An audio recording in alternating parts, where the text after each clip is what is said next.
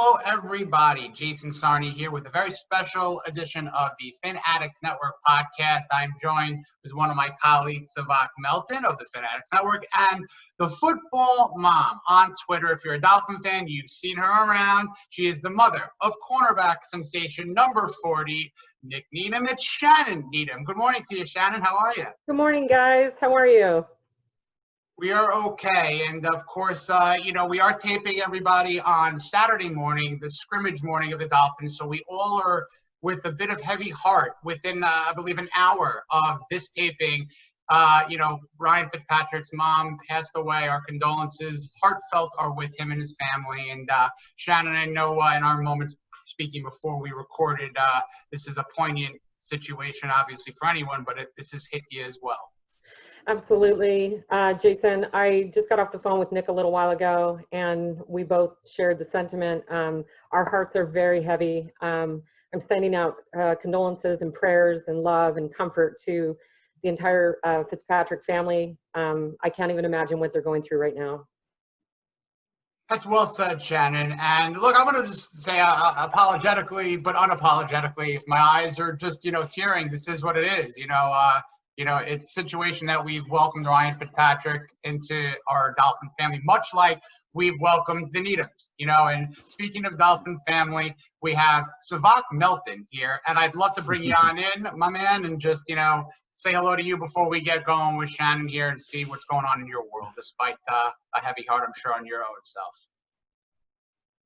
Appreciate it. And coming to you live, but I guess by the time anybody hears this, pre-recorded from Panama City Beach. I'm doing well. I guess aside from, of course, the heavy hearts, condolences do go out to the Fitzpatrick family. I think this one hits everybody and strikes a chord with us. So sending them hopes and prayers. Well, I appreciate that, and I'm sure everyone does. And we'll get right into it with Shannon because, we know you're a busy football mom out there in California. So we'll just go right into it. 365 days is a long time. Last year, this time, is a kind of a different mindset going on over there. What has happened since has been kind of a roller coaster up and down in Nick's career. And now we are talking about him in terms of week one, maybe starting, huge role within the team, a little bit different than it was last year. How does that feel? And take us through, I guess, the last year. Oh, man, so much has been going on. But with my regular conversations with Nick and knowing a lot about football and the league, nothing's guaranteed. We keep ourselves optimistic. We kind of have a theme between both of us to keep grinding, keep going. Last year was an extreme surprise, the way things turned out, the way they started, the way they developed, the way they turned out. And couldn't be more proud of him. Nick's an amazing young man. He's my only child. I don't know. Where do you want me to start? You want me to tell you about last year, going through the draft? I got it all in my head. You have the prestigious honor of being the very first current Dolphin mother on the Fanatic Network. So really the question to ask is, what is it like? I know how I am, and I've seen Savak via telecast on how he watches Dolphin games. How do you go through this? How do you watch this stuff? Oh, boy. Well, I'll tell you this, and I'll share a really fun experience with you. The first preseason game, and people were not real friendly with Nick preseason, but all that stuff didn't matter to me. When I walked into Hard Rock Stadium, that first preseason game, to see my son play in his first NFL game ever, a dream that he's dreamt about his entire life since he was 4 years old. I walked into the stadium prior to everybody going inside the stadium, and I walked in, and it wasn't until that I walked in and saw the seats and the lights and everything, I bawled my head off. I broke down. I cried. My husband was consoling me. There were, security guards around consoling me. I explained to them what was going on, and they were just really being really supportive and sweet. And all the people that worked at Hard Rock Stadium were just amazing. But I couldn't stop crying. And I was trying to say, it was happy crying. It was surprise crying. It was just overwhelming. So I wanted to share that with you. I know Nick had a little bit of a rough time, a couple moments. You know, I'm his mom. I may have a little biased opinion. I thought he did amazing because I watch every move that he makes. And to me, you're playing in your first NFL games of your life. You're gonna have some jitters. You're gonna have some mistakes. You're gonna see the crowd for the first time and have those jitters and have to work through that. But I think he did that. I think he got through all of his fears. He just kept pushing forward, kept grinding, kept going, and it all worked out for him. You have to excuse me. I'm sorry, Joy. You were saying that. I think my eyes were starting to water a little bit. I was really feeling that. Yeah. My wife opened the door and there's like a dust storm that's just coming in, and it's like, Sorry, guys. shut the door. Sorry, guys. Oh no, it's okay. I mean, that's amazing. It was just tugging at the heartstrings, you know. It was beautiful. You did a good job setting the scene for us, putting us there. All right, thank you. So well, it was real. It was fun. So can you put it into perspective what it means to go from defending against trolls to liking and retweeting artwork and edits and highlight videos of Nick? Oh yeah. Well, as I mentioned, or may have mentioned, Nick's my only son. I raised him for the most of my life as a single mom, although he and his dad and I are just a very unique family unit, and we're all good. And he's got a great dad. We're just not the traditional family background, but he was with me most of the time because his dad was busy at times. But he and I developed quite the bond, and I'm one of those kind of protective mama bear types. I did it his entire life. I mean, I think when he was younger, he appreciated it. Now he's kind of like, Mom, okay, I got this. He says, tone it down. But when you see people online tearing your child apart with the most vicious, vile terms like garbage or he's worthless, things like that, just put yourself in that position as a parent. It doesn't matter whether you're in football or schooling, some profession, anything else. You hear that kind of stuff, you go on attack. And so I kind of stepped in a few times and beat up a few of the trolls, but in hindsight, I probably should have just let that stuff go. And Nick and I have come to an agreement, a very strong agreement, that I need to back off and just let that stuff fly over my head, because it definitely flies over his. He doesn't pay attention. But I'm still going to have that mama bear in me forever. Now I see pictures and things like that, and I love retweeting stuff. I love all the positive commentary on any player, not just Nick, all the players. I'm thrilled about it. I've always been a sports mom from when he was 4 years old up through now, whether it was his basketball, his football, anything else. It was all about sports for us. I like that. And that's really sweet. It's kind of cool because he's grown to kind of become a fan favorite now at this point too. And don't worry, I think that mama bear instinct is a very good thing to have. I think it's what helped him become the man he is today, and it's very awesome to see. Thank you. I mean, speaking of the backstory though, I mean, let's start even before Nick. You yourself are an athlete and played a few different sports in your day. I did. For those that don't know, what did you excel in? Well, I didn't really excel at anything, and that's part of the problem. But I tried. I never gave up. I will give myself kudos. I started snow skiing when I was about 4 years old. Skied for probably about 12 years. And when I talk about skiing, my family, we were the family that were in the trees doing stump jumps, doing everything else off the grid. Crazy stuff, mogul skiing, let's find the highest peak we can find, doing that. So skiing's been a big part of my life. Also tennis, and I played tennis for many years, and up until recently when I had to stop because I recently had a knee replacement. So now I have to find some other sports that I can do, but everything's coming along just great, and I'll be back out on the courts soon. But yeah, I'd say skiing and tennis were my two big ones. I played many other sports, but I was horrible at them. He gets his athletic skills from his dad for sure. Well, it's a good mix. Sports is clearly in the DNA, and when you look back into the social media and obviously, everything that's been going on, he's got a lot of supporters from way back, whether it's high school, even at UTEP. And I remember, when we spoke initially a couple of months back during last season, you mentioned the pro day that Nick went through. And there was kind of a contingency of his friends, his teammates that were really rooting him on. And when you told me that story, it spoke volumes of just guys cheering on 3-cone drills and cheering on just times. So could you take us through that moment and you kind of hanging out with his buddies and how that materialized? Sure. That was an amazing day. It was an amazing day for many reasons. First, my father, who's currently 81 years old, was there with me. My dad and I are very close. He took the trip out to UTEP with me to go see his grandson do his pro day. And when we got there, it was a very, very windy day. That there were about 70, 75 mile an hour winds that day on the field. And we chose to sit on the opposite side of the Sun Bowl. And we were sitting with, you may have heard the name, Aaron Jones, a very good dear friend of Nick's, great family, the Jones family. And he took us through the whole pro day. We sat there, he sat there with a stopwatch.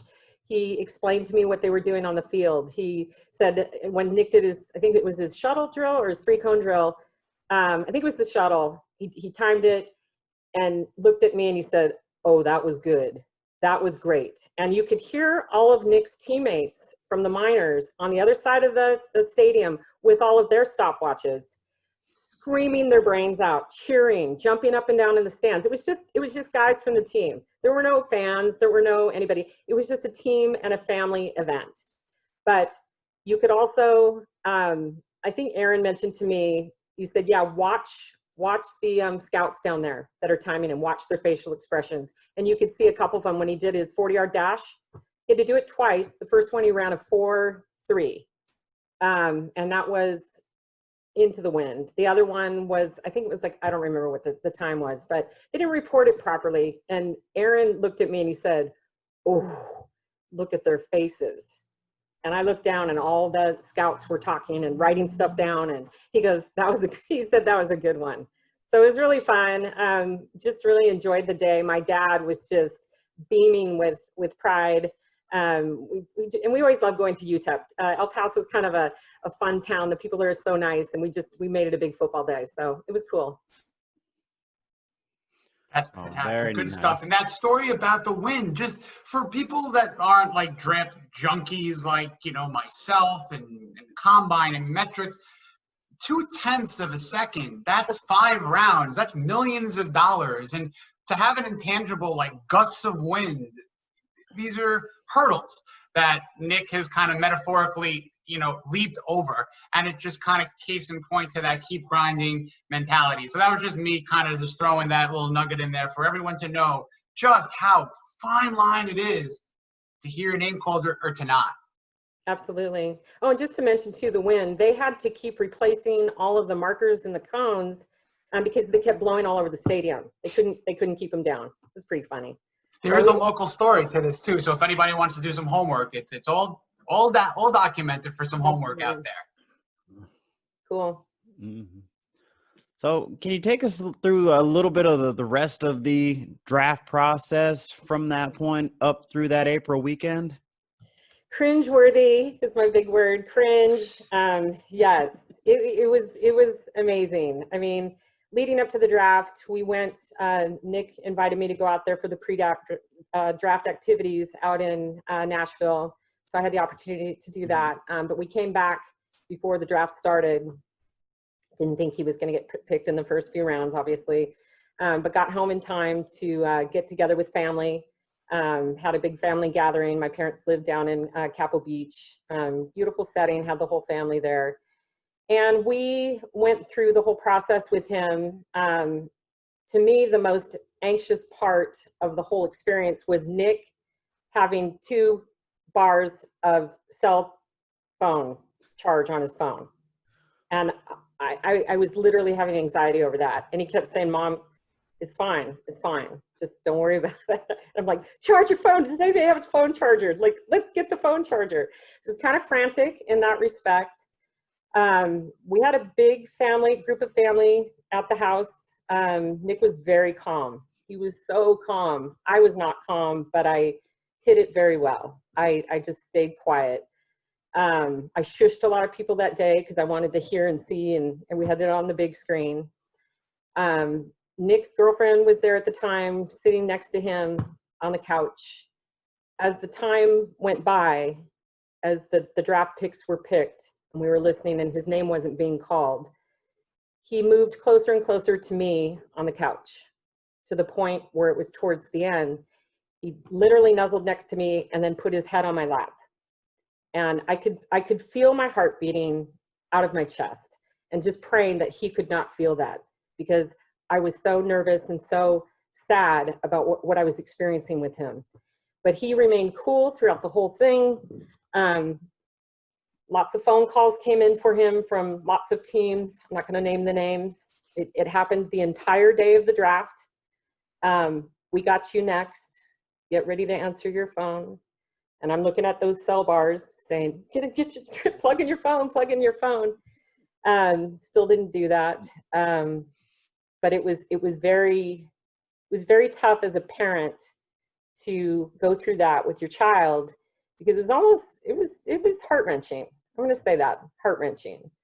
But we got through it, and despite getting all the phone calls and the where you're up next, and we'd hear another corner being picked by that very team, move on to the next round. And it came down to the final round, and we're watching the board, we're watching, the whole thing happen. And then at the very end, they named Mr. Irrelevant. And my heart sunk. And Nick just sat there, all of us, it was silence in the room. My father, who I had mentioned earlier at the pro day, walked out of the room. And all of a sudden, Nick's phone, literally, like within a minute, it was probably less than that, his phone just started blowing up. Team after team after team after team. And he made his choice wisely. Let's just put it that way. And he finally said, I got to take this call. And he got up and he walked into my dad's office. And we're all sitting there saying, what's happening? What's happening? And my dad comes back out and says, what's happening? And I said, just shh. And a few seconds later, we heard him talking to some people. He comes back in and he goes, I'm going to Miami. And we all busted out champagne. We excited, screaming, yelling, crying, jumping up and down. It was the most joyous moment of that day, of that week, of that year. So that's how it happened. And then he was off to Miami after that. That is magnificent. Pretty I had cool. to keep catching myself. Wow. Yeah, see, again, I had to keep catching myself because, That dust started watering up. again. Yeah, right? There must be a draft in here or something. No. Well, I'm on blood pressure medicine because of it, I'm sure. That's maybe that, or maybe I put on a few too many pounds this year, but. I've been on the same blood pressure medicine as a Dolphin fan since '93, so don't worry about it. That's awesome. But it's all good. No, I respect the process. I know they can't show their hands, they can't show their cards. They gotta, it's a business, and they've got to do the best they can. That draft board's a dynamic, moving, living board. For every pick, it shifts that board. So I understand that too. Going into it, I understood that. So, everything changes. Everything changes. The teams have to build their team in the best way possible, that with the people that are left.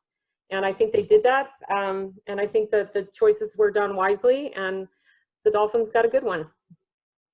Mm-hmm. No question there. And I like to pride myself on a semi-decent football eye in the jersey department. Sometimes much more than others. It's like a stock. The rookie year jersey, more times than not, stays within the closet for a couple of decades. So I'm very confident in his abilities, and it's a lot of fun watching him play. Oh, thank you. Appreciate the support. Of course. And so it's now become a near legend or a motivational tale of Nick being told to get a bit more in shape, which he clearly did. But on top of the extreme training and the diet and change to master his craft, when he got that call up before the Washington game, what was that like for the both of you? Oh man, well, I'll tell you what was a miracle for that particular weekend is I had already booked my flight for that particular weekend. And I was flying out there that week. And even better than that, I had no idea where the team was staying. So I happened to book my hotel at the only hotel I could find available, and it happened to be the hotel that the team was staying. So kind of divine intervention, maybe, right? But it wasn't until after I was preparing for my trip, I got the phone call from him, and he said, "Mom, I'm playing this weekend." I'm like, "Perfect, I'm going to be there." So it worked out. It worked out great, and it was just absolutely thrilling. I again walked into the stadium again, did my moment of crying, tears the whole bit. But then I just watched him ball out, and it was amazing. And I was so happy and just blessed to be there. Like, who knew I'd be there on that weekend? Because I didn't go to every game. What I Like you absolutely said, love divine is intervention. that absolutely, and these days it's really very important to kind of embrace the spirituality and kind of things happen for reasons, whether they're good, they're bad, and that Washington game, I did a lot of watching of that particular game, finding those first couple of bits of production. His first tackle was on a future Hall of Fame running back of Adrian Peterson in the open field. So that's something that not a lot of people can tackle Adrian Peterson in the open field. So that's a credit to Nick there. It was super fun. Amazing. Like I said, I was so proud. We were all so proud of him. And I just was thrilled to see, the Dolphins do so good and just to be a part of it. So it was great. And we know you have that time restraint. We're going to get you out of here on one last kind of little nugget of information, kind of a half question. I like to mention painstaking agony that I'm from New York on every show, but leads into a very, very happy moment for me is growing up, I would always look at the New York Post and New York Newsday and just flip it to the back page and just go right to the sports. And one glorious day, although I'm in Philadelphia on November 4th, 2019, I flipped it and it was Nick Needham sacking Sam Darnold. A little bit of a backstory locally there. Is a teeny bit. Could you give us the Cliff Note version? And Sure. Cliff Note version is, as most of you know, we're from San Clemente. Sam Darnold's from San Clemente. Nick played with him. Sam was a couple years younger than him, but Nick did play with him. They're friends. Sam is kind of the king of the city here in San Clemente. But long story short, in Nick's tenure, the whole time he's been in football, he never really gets credit for anything. So people don't even know who he is here. It's pretty funny. But the people in my office know because I have that very picture blown up on a huge canvas that's behind my desk, and all the Giants and the Kansas City fans that walk by when they come to ask me a question, they have to stand and stare at that picture. Every time they come in my office. It's awesome. But yeah, as far as Sam Darnold, when people ask me, "Oh, who is your son?" I've said, "Oh yeah, it's Nick Needham," and they're like, "Oh, we've never heard of him." I'm just like, "Well, did you watch the Dolphins Jeff game?"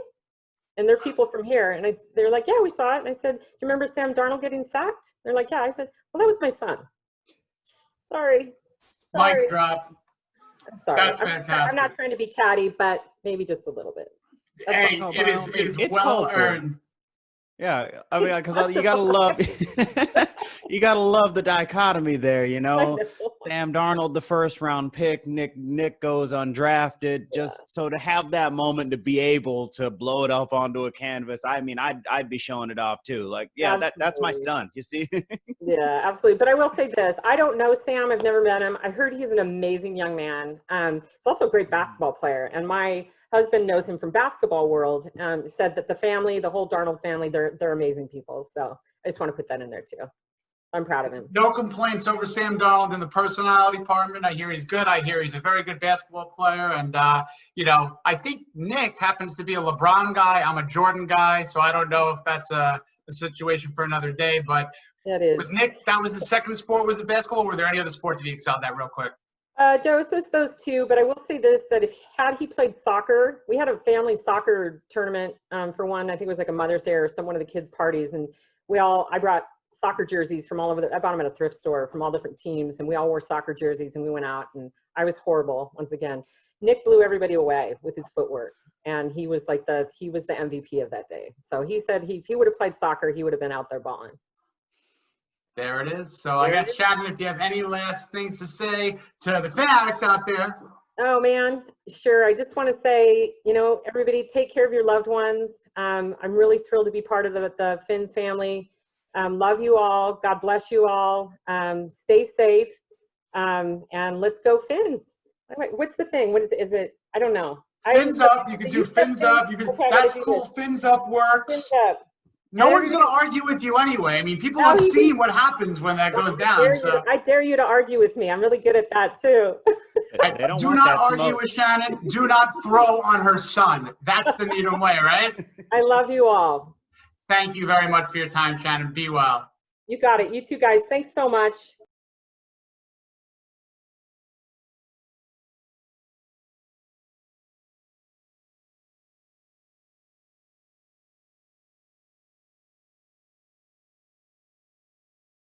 And that was Shannon Needham. What a show. And, that's just a great perspective, Savak. Did you take anything really just overall from, what Shannon had to say? Yeah, a lot of stuff, but most importantly that I love my mama. And I'm going to call her as soon as we get done here. But wow, what a journey that was. And to hear that story from that perspective, from the inside, I mean, that's something else. And truly grateful to have her on the show. That was fantastic. Thank you again, Shannon. She, football fan through and through. And I think, if she ever, I don't know her exact profession, but she could be an ESPN anchor. I mean, the way that she broke down the draft, how, she, spoke about, how it was, I think the words that she used is kind of like a living organism, Mm-hmm. I don't think truer words could ever really be spoken by someone who actually lived through the process. And what a fun story. What a right. It's very, very apparent that she is much more than just a football player's mom. And that was because what a way to phrase that. Just like you said there, the living, breathing machine, the organism that's changing. That was kind of surreal. And I felt part of that process, And to get everybody out of here to wrap up this episode, of course, some news that went on this Saturday morning was the trade of linebacker Raekwon McMillan to the Las Vegas Raiders, and I believe that as per Barry Jackson, as per Cam Wolf, the other reporters out there who are sending the compensation report, that it's a 5th rounder on top of Raekwon McMillan in return for a 4th rounder. So it's really just kind of like an uptick. What are your thoughts of the overall move? Well, I guess since it seemed as if he was on his way out, regardless, it's nice to get a little bit of value for him. It's always sad to see players leaving, I think, especially from recent draft classes. You never really want to see that sort of thing, because then it comes across as you feel like, well, we failed there or we dropped the ball. But I'm glad we were able to get some compensation for it. And the silver lining there being that, well, that means that we have a good room and that he no longer fit into what we were trying to get done. So all we can do is hope for the best. And I think our linebacking core will be better for it. I fully agree. I think that was the most eloquent way to put it. And my flub is the reason why you're going to read some copy and tell everyone where to find us and all that other fun stuff. But did not flub. Yep. That's right, Fanatics. So make sure you subscribe to the Fanatics Miami Dolphins podcast. Of course, that is available where podcasts are available. That Apple Podcast, Google Podcast, Spotify, basically anywhere you can find a podcast. Get on there. We do what we do for all of you. So get on there. Leave us a nice review, okay? Remember to follow us on the Fanatics Network on YouTube, youtube.com/Fanatics Network. And, of course, follow us on Twitter at Fin_Addicts. And don't forget the hotline. Of course, we love hearing from you guys. We love your feedback. Ask questions of our guests. I mean, call in, make fun of us, make fun of what we're wearing, whatever you want to say. We're probably going to air it on the show. The number is 786-309-7558. One more time, 786-309-7558. We're looking forward to hearing from you guys. And with that, I think we can call that a show, right? Savak, send it in, Melton. That was perfect. Thank you for everybody who are listening out there. Thanks for everybody who's doing everything. Have a terrific day, weekend, week. Fins up, everybody. Whoop. Fins up.